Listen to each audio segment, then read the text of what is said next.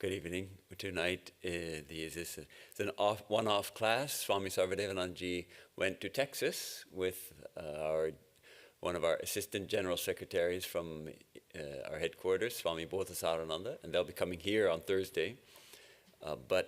So Tuesday night is generally some topic related to Jnana Yoga. He's doing Upanishads. So I thought we'll touch on Swami Vivekananda's Jnana Yoga, his Jnana Yoga teachings. And we will start with the usual opening prayer. Please join me if you know it. Om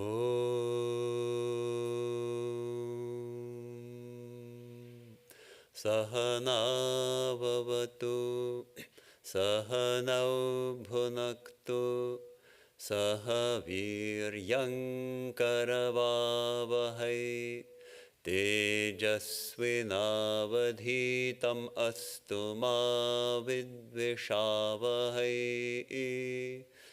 Om Shanti Shanti Shanti.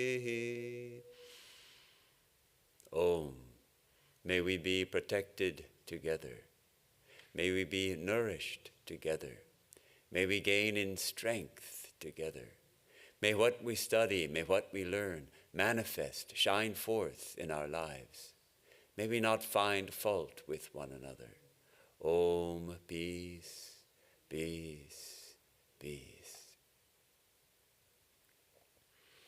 All right, now we are familiar with the idea, I think, all of us, that of these 4 yogas that Swami Vivekananda specially emphasized, 4 paths to spiritual realization: Karma Yoga, Bhakti Yoga, Raja Yoga, and Jnana Yoga.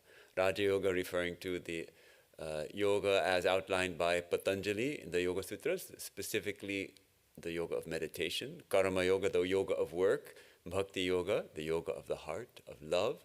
And Jnana Yoga, the yoga of wisdom, of knowledge, of direct knowledge of our true nature. And it's considered the most direct path, but also the most difficult path. So, and the qualifications necessary to properly undertake Jnana Yoga, probably no one of us meets those qualifications. However, still, it's worthwhile. Swami Vivekananda did teach extensively in Jnana Yoga as well as the other yogas. So it's worthwhile to study it, to understand it. And it can form one wing of our spiritual practice. Actually, we have this idea of 4 yogas, but there are also 2 main approaches to reality, 2 margas, 4 yogas and 2 margas. The 2 margas are Jnana Marga and Bhakti Marga. Is our primary attitude towards the divine one of jnana or one of bhakti? And those are somewhat mutually exclusive. Either we're going to be a hardcore jnani or we're going to be a devotee. And then within that, we can also practice these. So one can have a primary attitude of devotion, but at the same time practice this Jnana Yoga, knowing that our true self is one with the divine, knowing that our true self is pure consciousness. I asked Swami Swahanandaji, the previous head of our center here, once, because he typically had a rather philosophical outlook and a kind of a jnana outlook on life. And so I asked him if in his time of sadhana, if he practiced Jnana Yoga, and he had a wonderful answer. He said, yes, for some time that was the primary attitude, but with devotion, of course. I love the way he would not say, yes, for some time I practiced. He didn't use the term I. He said only, yes, for some time that was the primary attitude. The primary attitude was to, by philosophical analysis, by constant reminders, realize that our true nature as pure consciousness, but mixed with devotion. He also practiced devotion. So that's something to keep in mind. Now the book, the Swamiji's teachings on the yogas were divided and published as different books. And one of those books is Jnana Yoga. But it differs from, previously we took up the Karma Yoga, it differs from that in that the Karma Yoga book was specifically a series of 8 classes given by Swamiji in New York in December of 1895 and January of 1896 on Karma Yoga, 4 classes for beginners and 4 classes for advanced students. At that very time, Swamiji was also giving classes on Jnana Yoga for beginner students in the evenings and advanced students in the mornings, Wednesdays. Karma Yoga was, I've forgotten now, was it Tuesdays? And so Jnana Yoga he was giving on Wednesdays, morning for advanced students, evening for beginner students. But the book Jnana Yoga doesn't have those classes. The book Jnana Yoga mainly has lectures on Jnana Yoga given in London. So why this difference came, I'm not sure, but it seems to me that it would be worthwhile first to look at Swami Vivekananda's first teachings on Jnana Yoga, his earliest teachings in America. Now, even before December 1895, this was after Swami Vivekananda went to Thousand Island Park and gave the inspired talks. He went to Europe and he saw Francis and Betty Leggett married, and then he went to England and hung out with E.T. Sturdy and started his work in England. Then he came back to New York and gave these intense series of classes where he was giving classes on Bhakti Yoga, Jnana Yoga, Raja Yoga, and Karma Yoga, all at the same time. And before he went to Thousand Island Park, though, and that was when Goodwin appeared on the scene to take those the stenographic, almost perfect notes of those classes. Before that, before he went to Thousand Island Park, from January to June of 1895, he also gave a series of discourses on Jnana Yoga at 54 West 33rd Street, New York, and that was a different location from the later classes, which were on 39th Street, West 39th Street. And these classes were a series of 9 chapters, 9 classes, and they were recorded by Miss Waldo, Miss Sarah Ellen Waldo. So they're not stenographic records of every word that he said. She was writing out in longhand. And this was like her practice for inspired talks, because when she also came to Thousand Island Park and took down all of Swamiji's teachings there. So these discourses on Jnana Yoga are the first teachings on Jnana Yoga that we have of Swami Vivekananda. They're in the complete works in, I'm sorry, I forgot to check which part of complete works, not in the Jnana Yoga section. They were copied apparently from Miss Waldo's notes by Swami Saradananda when he was in America in 1896. And then when it was published in the complete works, also certain passages from inspired talks were included in it, interestingly. So, but what I'll be reading, we'll be reading today a little bit, is from the discourses, just the ones he gave in New York without the inspired talks editions. And so I thought we would take up for the first part of our study of Swami Vivekananda's Jnana Yoga, his first teachings, his first recorded teachings on Jnana Yoga given in America. And you can find it also online in the complete works of Swami Vivekananda in the section Discourses on Jnana Yoga. Let's start with the first chapter, which must have been 28th January, 1895. And he starts with Om Tat Sat. To know the Om is to know the secret of the universe. So, Om Tat Sat. What do we understand by Om Tat Sat? Om is the root mantra. Tat. In Sanskrit, Tat means that. And Sat means existence or being, the very isness of of everything, the isness of reality. So how do it's a sacred mantra, Om Tat Sat. It's comes in the Gita. Om, that reality. Om, that being. Or perhaps it suggests Om is that reality. Om is the divine. Om is the supreme. Or Om, which is that reality. Swami Vivekananda has discussed Om at some length in Bhakti Yoga. And I don't think we want to get into it too deeply, but he discusses this idea of Spotavada, which is a theory of creation, not the sort of the traditional Sankhya theory of creation where this from the subtle elements comes to the gross elements and all that. This is the manifestation of this universe from the eternal vibration, which is Om. The spota, let me read just a line here. All this expressed sensible universe is the form, behind which stands the eternal, inexpressible spota, the manifester as logos or word.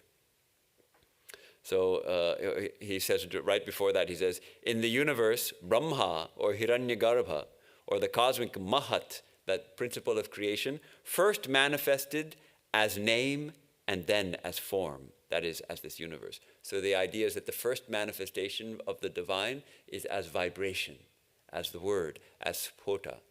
And spota, interestingly, the word spota, it comes from the root sput, and it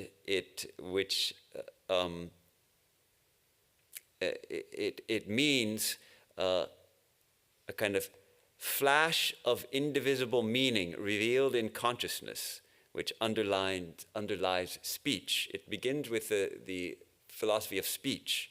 And the philosophy of language, it explains how meaning is grasped. Because a spota, sput means to blossom forth or break forth or split open, to burst. So the spota is the idea which bursts out or flashes on the mind when a sound is uttered, or the impression produced on the mind at hearing a sound. That's from the Aptes Sanskrit Dictionary. So when we say a word, say a particular word, I say cow, you hear that word, and it actually consists of a number of different sounds. Ka and a, o, u. It all brings together cow. But you don't hear all those separate things. We don't hear all the separate things. Immediately in the mind flashes what? The idea of a cow. So that's the idea that in our own minds how spota works. In this universal spota, the Om manifests everything. Everything is manifested from this Om. So that's sort of just a glimpse at this theory, which is quite deep and requires probably a little more thinking. But let me read a little more from Swamiji. This eternal spota, the essential eternal material of all ideas or names, is the power through which the Lord creates the universe. Nay, the Lord first becomes conditioned as the spota and then evolves himself out as the yet more concrete, sensible universe. And then he comes to this, which is what I was driving at. This spota has one word as its only possible symbol, and this is Om.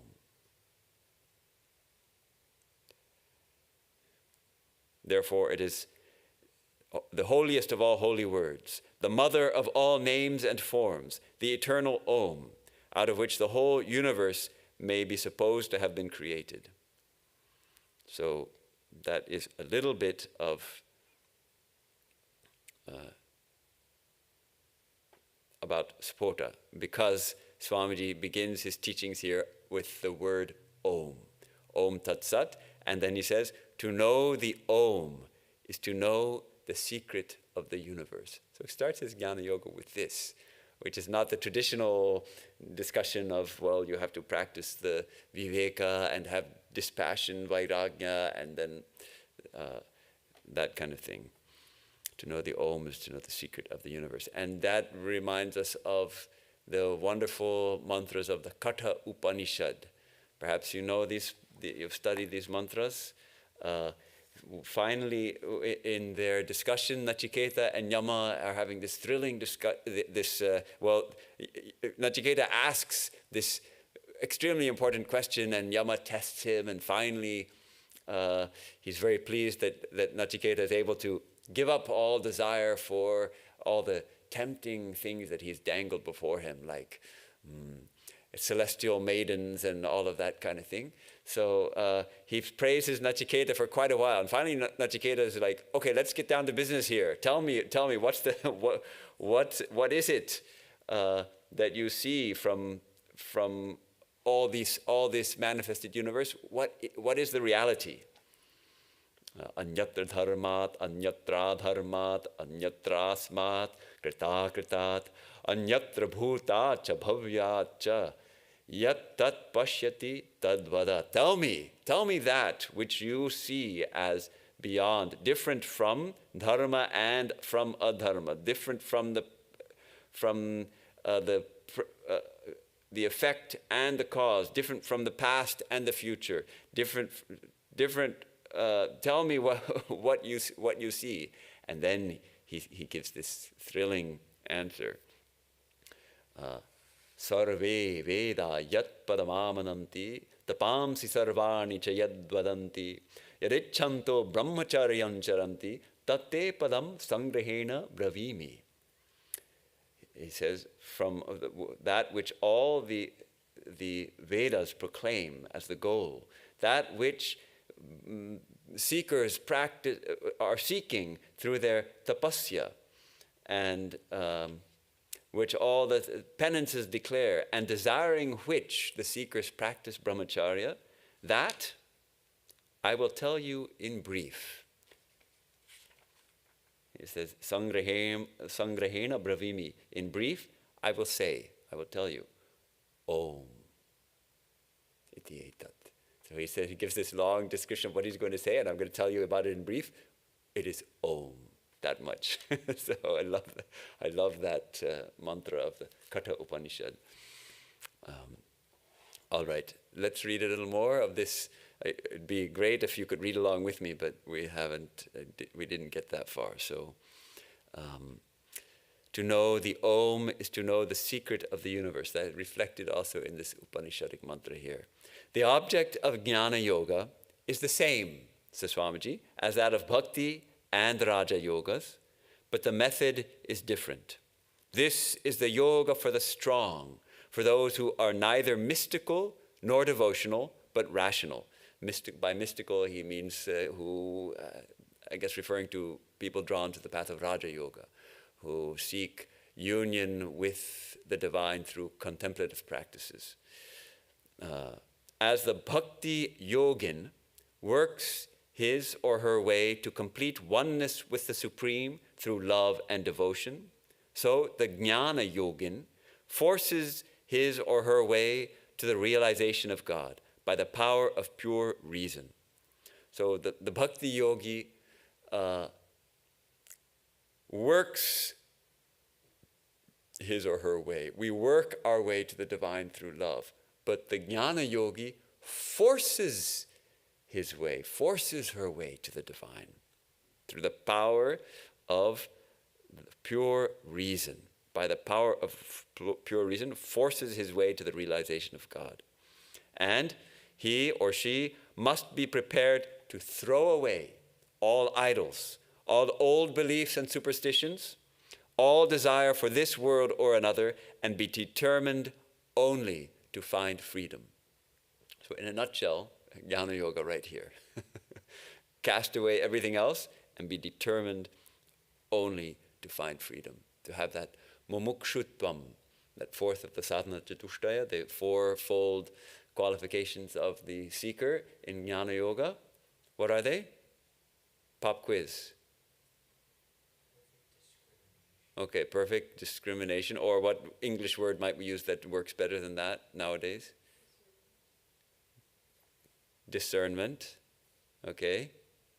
Yes, then what needs from that? Huh? Vairagya, which means dispassion. Then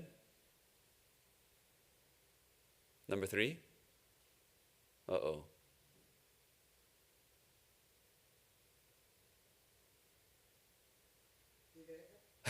We already had that.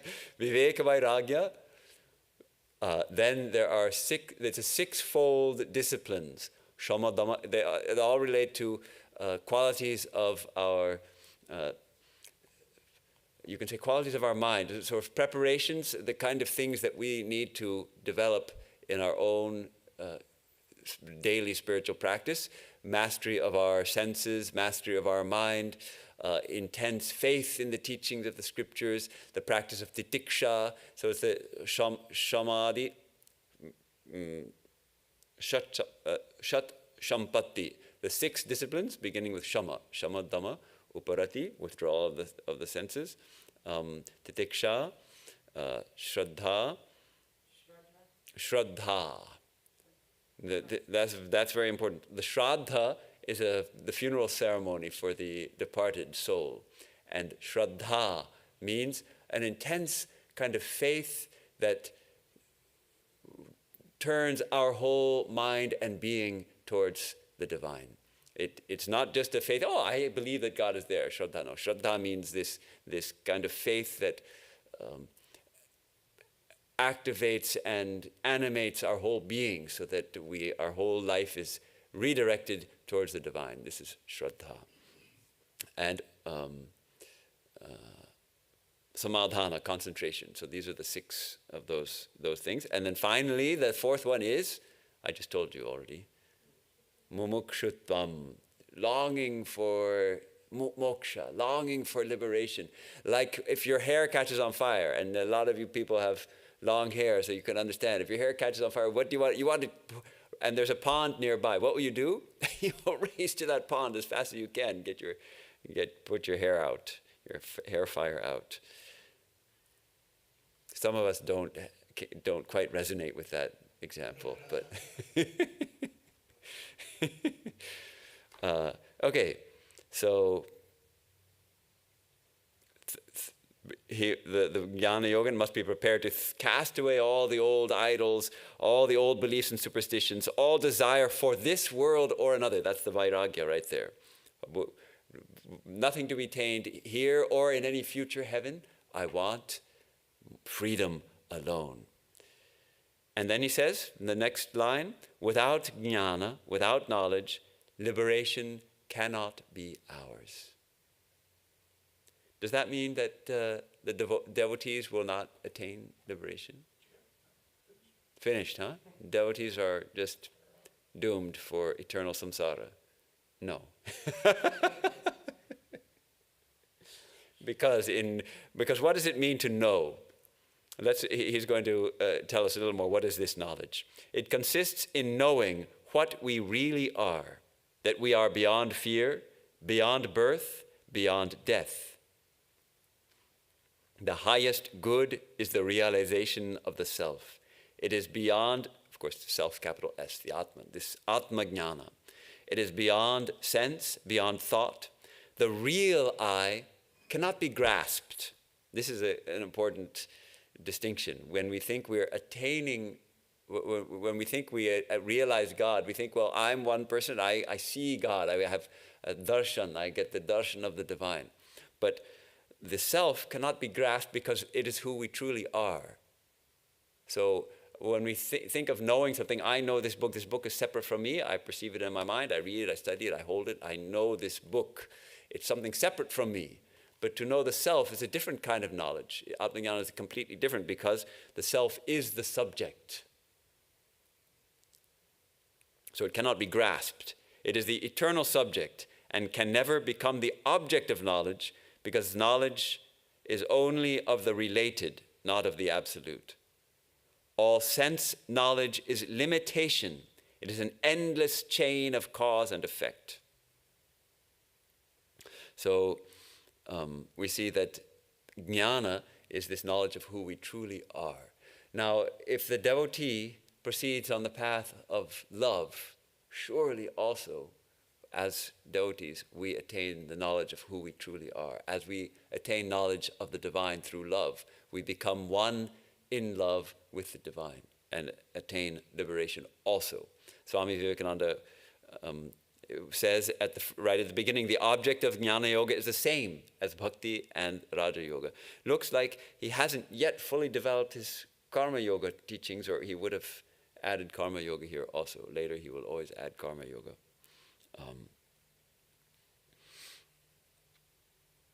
So surely it doesn't mean that you have to practice Jnana Yoga or you can't have liberation. It means that without jnana, without that arising of that knowledge of who we are, truly, liberation is not yet for us. Now he's going to talk a little bit about the world. This world is a relative world, a shadow of the real. Still, being the plane of equipoise, where happiness and misery are about evenly balanced, it is the only plane where human beings can realize their true self and know that they are Brahman. By the by, if you have questions or get too much stumped or want to offer any comment, just break in. Did you bring the microphone? Go grab the mic so that we can hear it.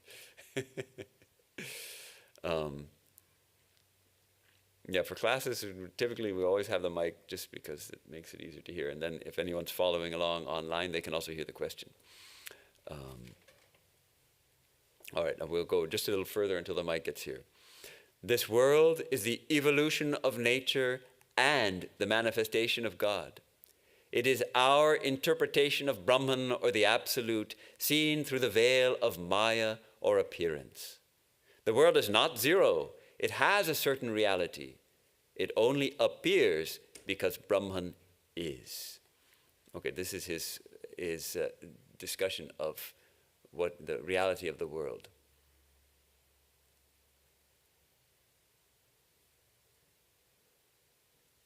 And Leela has a question or a comment. You were saying in the description of Jnana Yoga that it was a forcing of the direct experience on the seeker. That sounds to me like it would require bhakti or karma yoga to be involved to actually force the process of acquiring the direct experience. Well, Swamiji says the Jnana Yogin forces his or her way to the realization of God by the power of pure reason. So it's just by the power of reason. But for Jnana Yoga, one has already practiced the other yogas. In the traditional teachings on Jnana Yoga, first one purifies oneself by Bhakti Yoga and Karma Yoga, and it develops the power of concentration and cultivates this practice of viveka, and from that arises intense vairagya, and arises mumukshutva, and then these sixfold disciplines of the sort of mental disciplines of spiritual life, like controlling our senses and controlling our mind and withdrawing the senses from their objects, and then cultivating this intense faith, titiksha, forbearance of all physical discomforts, mental discomforts, because our aim is one and one alone, and that is to realize who we are. And we know it because we have tremendous faith in it because we've read it in the scriptures and our guru has told us, and now we're going to realize it. By force of reason, we must realize it. That is forcing our way to realization. Though, interestingly, the Jnana Yogis, the staunch Jnanins will not pray to God or say, by God's grace I had the realization, but they'll say, by Guru's grace. Because the Guru has pointed it out to them, so it's by Guru's grace. So grace also plays the role in Jnana Yoga, but it's the Guru's grace. So that is this by force, as it were. You need the other qualities, yes. Right. Right, we build up the power, but then when it actually comes to this practice of Jnana Yoga, it is the power of pure reason, according to Swamiji here. Okay, so then he gives us this description of the world as a shadow of the real, but this is an interesting point. In this plane, it's the plane of equipoise, where happiness and misery are about evenly balanced. In other words, in the lower realms, the hell realms, misery is much greater than happiness. And in the heavenly realms, happiness is misery. There's perhaps no misery. There's only greater and greater experiences of happiness, of pleasant experiences and happiness and joy. So why seek God? Because you're full of happiness. And if in hell, there you can't even think of seeking God because you're stuck in too much misery. So here in this earth, it's evenly balanced. We get joy, followed by misery, followed by joy, followed by misery. But obviously, it's not divided evenly in everyone's life. Some people seem to get an abundance of easy, happy experiences, and some people get an abundance of miserable, horrible experiences. But the idea is that over the course of many lifetimes, it's more or less balanced out. And it is here where we can realize our true self and know that we are Brahman.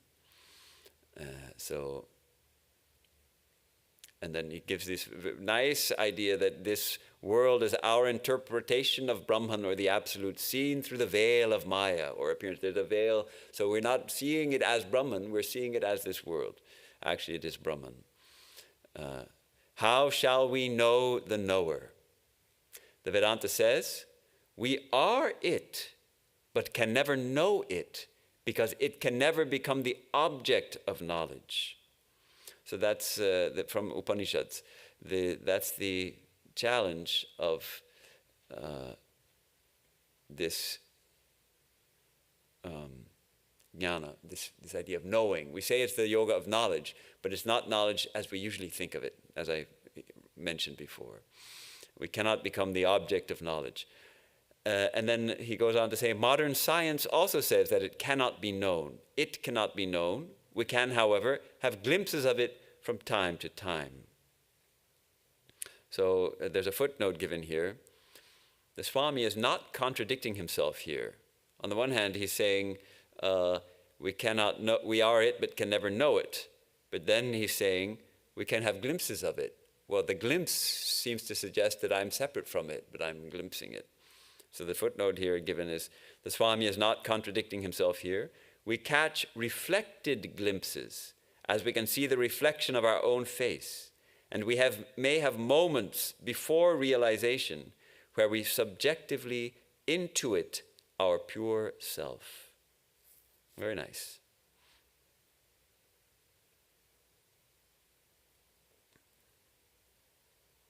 We can subjectively intuit our true self, our pure self. It comes as an intuition first. When the delusion of this world is once broken, it will come back to us, but no longer will it hold any reality for us. We shall know it as a mirage. And of course, he has used this, later he has given this example of the mirage at length. It's a beautiful example which he experienced in his own life. He was walking in the desert, I think in Gujarat or somewhere in Western India, where he was walking and he saw in the distance beautiful oases of water and palm trees and everything, and he thought, wow, I didn't know in these areas there's so much water. So he was going on his walking, and one day he thought, I'm quite thirsty, I'd love to go, let me go and get some water, let me go to that oasis. And he walked, and he walked, and he walked, and he couldn't find it. It just disappeared. And suddenly it struck him, as he gives in one of his Jnana Yoga talks, suddenly he realized, oh, this is the mirage about which I've always heard, but I never realized it. So all that time he was seeing them, all that time he was seeing a mirage, but he didn't realize it. When he actually went, he realized, oh, it's a mirage. Bing, realization. Next day, again he was walking, again he sees it. But now it's completely different. Now he doesn't say, oh, look at that water there. Now he says, oh, I know that. That's a mirage. So a beautiful way of describing it. Once we know it as a mirage, it will no longer fool us again. he says, to reach behind the mirage is the aim of all religions. That man or woman, that we and God are one, is the constant teaching of the Vedas.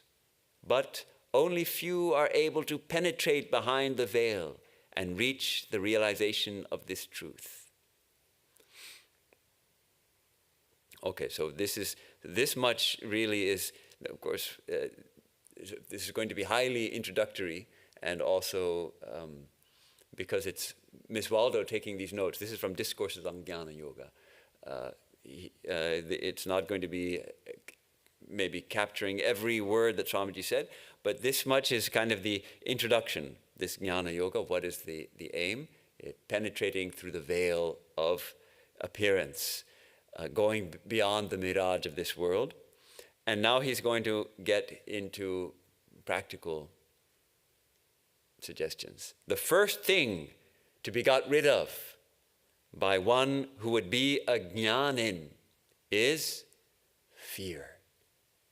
The first thing to be got rid of by him who would be a jnanin is fear. Fear is one of our worst enemies. Wow. Next, believe in nothing until you know it.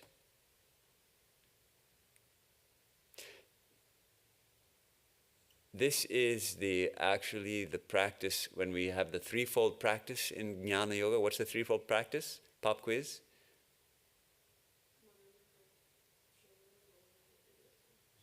Shravana, hearing, manana, then nididhyasana. Shravana, first we hear the truth, then we do manana.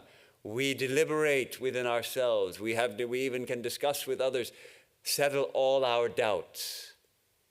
And when our understanding becomes perfectly clear and firm, that's the purpose of manana. Shravana, we hear the truth. Manana, we reflect on it, we contemplate it, all the objections that come to our mind, we set them to naught by deliberating, by understanding, by approaching our teacher, by asking, understanding. Then our faith becomes firm. Swamiji is saying exactly that here. Next, believe in nothing until you know it. Constantly tell yourself, I am not the body, I am not the mind, I am not thought, I am not even consciousness, I am the Atman. And the compiler of this, the editor here has given a footnote to suggest, see the Nirvana Shatkam 1, which we chant every Monday. Mano buddhahankar chittani naham. I am not the mind, I am not the body, I am not the mind, I am not thought, I am not even consciousness, I am the Atman. He's basically quoting that. When you can throw away all, only the true self will remain. Okay, and then, well, let me read just a little more, because this is the negative path. There's in Jnana Yoga, really, there's two parts. The not this, and then the this, affirming who we are. But Swamiji in all the yogas, but in Jnana Yoga, he often emphasizes this idea of repetition, that spiritual life is repetition. In Bhakti Yoga, we often repeat the name of God again and again and again. Wouldn't once be enough? Once would be enough if we could do it with full faith and full concentration. But since we don't yet have that full, perfect concentration, full faith, we repeat the name again and again. Here Swamiji says, constantly tell yourself, I am not the body, I am not the mind, I am not thought, I am not even conscious, I am the Atman, until we realize. Constantly repeat it. So you'll see he comes back to that teaching very often. We need to constantly tell us, constantly remind yourself who you really are. So this next part he says, when you can throw away all, only the true self will remain. And then the Jnanin's meditation is of two sorts. One, to deny, and two, to insist upon what we are. So one, to deny and think away everything we are not, and two, to insist upon what we really are, the Atman, the one self, existence, knowledge, and bliss. And we see that Vivekananda, mostly, he actually emphasizes this second. In most of his teachings, he emphasizes this second positive way of emphasizing what we really are. We are the self. We are infinite, Sat Chit Ananda. We are existence itself. We are isness. Our true nature is the very nature of being. We exist. And that existence is conscious. It is consciousness itself, and it is bliss. That is our true nature. Insist upon that. Insist upon it again and again, repeatedly. So, one, to deny and think away everything we are not. So it's a twofold. On the one hand, I am not these things, but on the other hand, I am this. This is what I am. The true rationalist, the full Jnana Yogi, the true rationalist, must go on and fearlessly follow reason to its farthest limits. It will not answer to stop anywhere on the road. When we begin to deny, all must go until we reach what cannot be thrown away or denied, which is the real I. Then there's a footnote for the quote from the Brihad Aranyaka Upanishad. It says, "Si neti, neti atma." Not this is the self. Not iti. Neti means not iti. Not iti becomes neti. Not this is the self. Because it's not an object of knowledge, it is the eternal subject. So he's encouraging the jnani, no stopping. Don't stop not until the goal is reached here. And when we begin to deny, all must go. Everything must be ultimately denied until we reach what cannot be thrown away or denied, which is the real I, the real subject. That I, he now describes, that I is the witness of the universe. It is unchangeable, eternal, infinite. Now, layer after layer of ignorance covers it from our eyes. But it remains ever the same. So we who have been studying Jnana Yoga and Upanishads and all that for some time, this is all familiar to us, but still it's, to me it's wonderful and very simply put, very directly put, this is the first, as I mentioned, these are the first teachings on Jnana Yoga that we have recorded of Swami Vivekananda in America in January of 1895. And then he turns to our well-known, oft-repeated, oft-studied story of the two birds in the Mundaka Upanishad. Two birds sat on one tree. The bird at the top was calm, majestic, beautiful, perfect. The lower bird was always hopping from twig to twig, now eating sweet fruits and being happy, now eating bitter fruits and being miserable. One day, when he had eaten a fruit more bitter than usual, he glanced up at the calm, majestic upper bird and thought, how I would like to be like him. And he hopped up a little way towards him. Soon he forgot all about his desire to be like the upper bird and went on as before, eating sweet and bitter fruits, and being happy and miserable. Again he looked up. Again, he went up a little nearer to the calm, majestic upper bird. Many times this was repeated, until at last he drew very near the upper bird. The brilliance of his plumage dazzled him, seemed to absorb him, and finally, to his wonder and surprise, he found that there was only one bird. He was the upper bird all the time and had but just found it out. This is wonderful. This is, of course, from Mundaka Upanishad, also Shvetashvatara Upanishad has a reference to this. But Swamiji has expanded the story so beautifully, how slowly the bird goes. And who, of course, is that bird? We are that bird. We are that lower bird. Eating the sweet fruits, we become happy. Eating the bitter fruits, we become then we look up and we say, and we go a little closer to our true self, not realizing that it's our true self, and go on again, getting the sweet and the bitter fruits. Finally, I love the way that he describes this. I don't find this anywhere else in Swamiji's teachings. The brilliance of his plumage dazzled him, seemed to absorb him. So it really makes it we can imagine this lower bird coming up close to the upper bird, and this brilliance of the plumage is dazzling him and, as it were, absorbing him, and suddenly he realizes that, I am this bird, that it is me. So, beautiful. Man, or we can say human beings, are like that lower bird. But if we persevere in our efforts to rise to the highest ideal we can conceive of, we too will find that we were the self all the time, and the other was but a dream.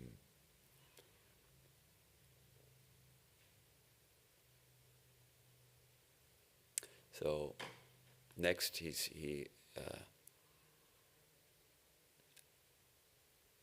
continues, to separate ourselves utterly from matter and all belief in its reality is true jnana.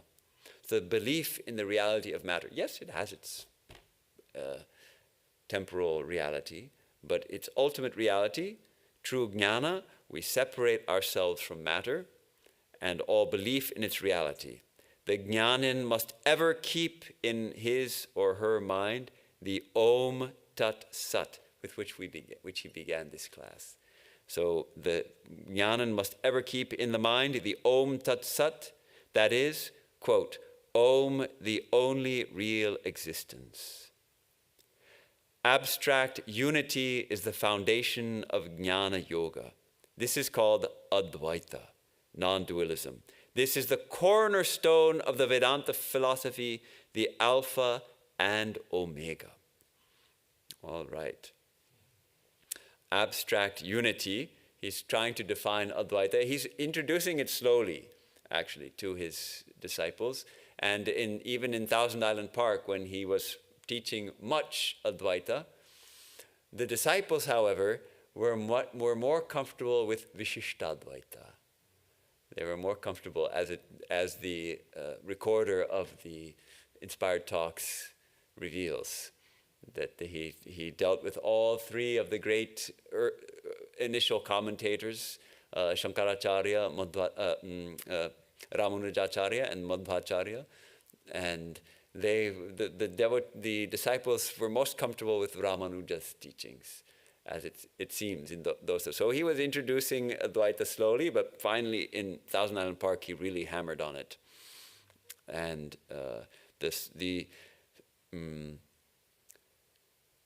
the staunch non-dual teachings, they're hard for us to understand, really. Hard for us. We love that, oneness, wonderful, and everyone talks about Advaita and all of that. Oneness is the unity, the non-duality.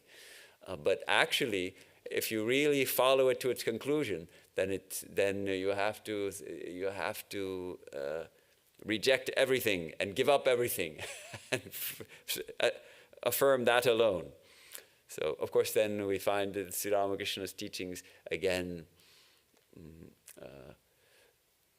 bring it forward another step to say, well, actually, but the stairs are nothing but brick, slime, and brick dust. Those steps which you rejected as you were climbing up to the roof of the house, they're made of the same materials as the roof. So that, of course, our speaker on Sunday addressed that as well. But here, Swamiji is teaching the path of jnana exclusively, as he typically does. When he takes up any path, he takes it up exclusively to the without touching on the other paths. This is the cornerstone of Vedanta philosophy, Advaita. Yes, we can understand the cornerstone of his teaching, ultimately, this non-dualism. The Alpha and Omega, which is a Christian term. Jesus Christ is the Alpha and Omega. Alpha being the first letter of the Greek alphabet, isn't Omega the last alphabet letter? So it's the beginning and end, the Alpha and Omega. Brahman alone is true, all else is false, and I am Brahman. He's quoting. Brahman alone is true, all else is false, and I am Brahman. And of course that can be said to be Shankaracharya's phrasing of the essence of jnana in his Brahmanama Valimala, Brahma Satyam Jagan Mithya Jivo Brahmayana Paraha. Only by telling ourselves this until we make it a part of our very being can we rise beyond all duality, beyond both good and evil, pleasure and pain, joy and sorrow, and know ourselves as the one eternal, unchanging, infinite, the one without a second. This is, again, what I was saying, that Swamiji asks us, whatever spiritual practice we take up, to soak our whole being in it, to repeat it again and again, to live it every moment of our lives, to be in that mood when we're eating, when we're sleeping, when we're walking, when we're working, at all times, by telling ourselves this until we make it a part of our very being. So he's again suggesting this repetition. Dedicate yourself to it completely. If we want to realize, it won't do to every morning say, okay, I am pure consciousness and bliss, and then go on and forget all about it for the rest of the day. That's not spiritual practice. That's not a spiritual life. That's adding a little religion into your life to spice it up a little bit and talk big words about Advaita. We have to live it. We have to breathe it. We have to taste it every moment. So that's about telling ourselves this until we make it a part of our very being. Only then can we rise beyond all duality. And then he touches on those dvandvas, right? Those pairs of opposites which characterize our ordinary experience in this world. Beyond both good and evil, beyond both pleasure and pain, beyond both joy and sorrow, and know ourselves as the one eternal, unchanging, infinite, the one without a second. So it's very beautiful and inspiring. Now here it says joy and sorrow. What about that? I thought we were just saying that the very nature of reality is bliss. Now we're saying beyond joy and sorrow. So it's just a dead kind of state.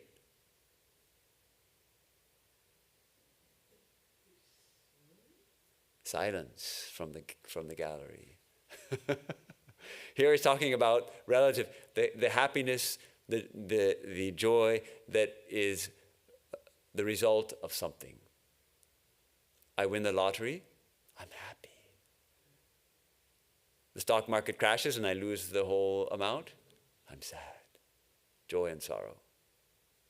The bliss that is our true nature is not dependent on anything. It's not contingent on some experience or something happening. It's our very nature. So we say we have happiness and misery here, and we go beyond to the supreme bliss of unity, the one eternal, unchanging, infinite.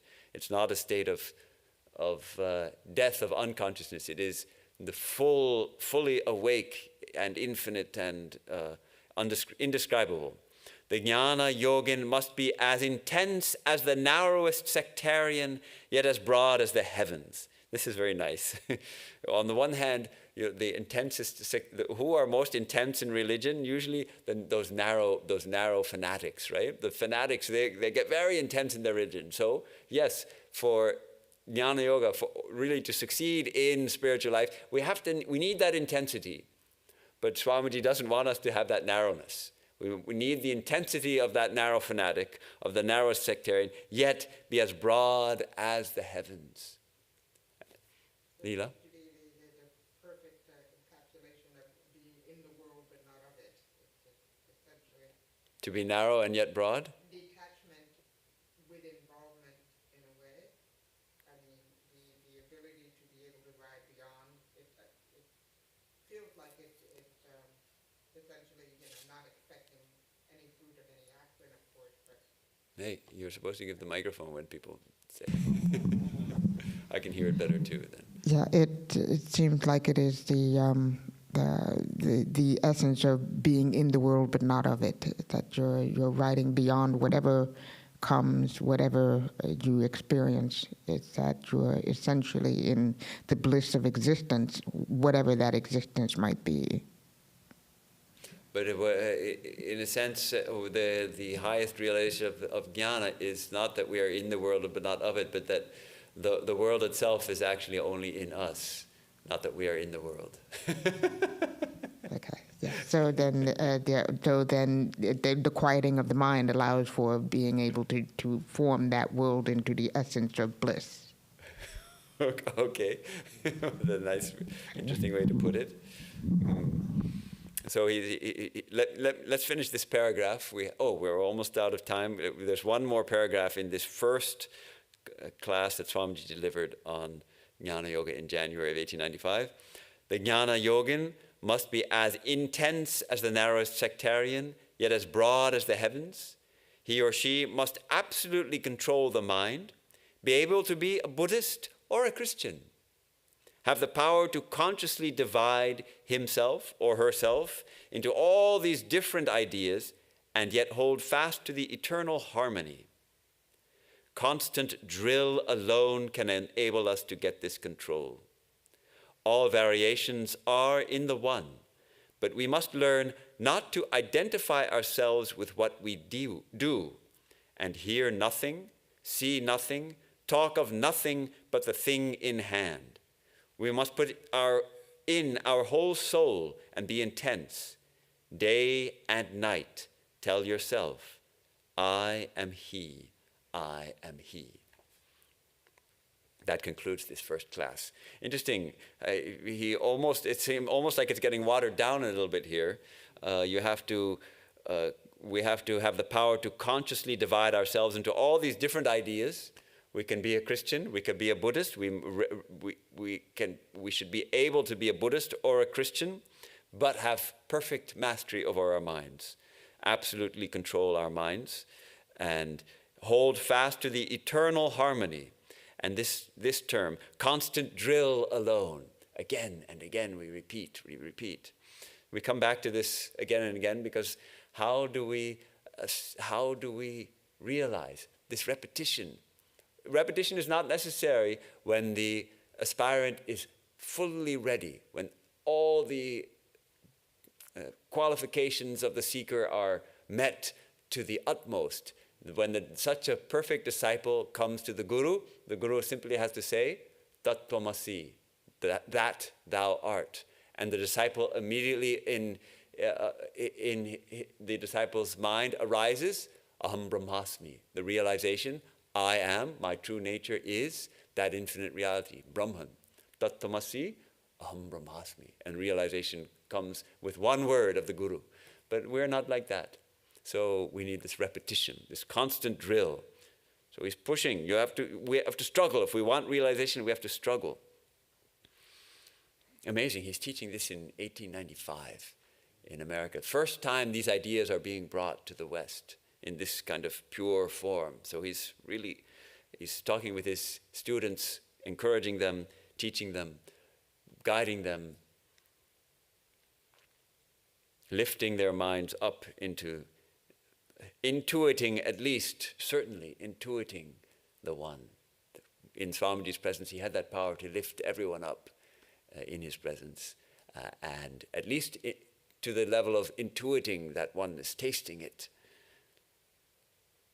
And we must learn not to identify ourselves with what we do, and you hear this total dedication, hear nothing, see nothing, talk of nothing but the thing in hand. We must put in our whole soul and be intense. Day and night, tell yourself.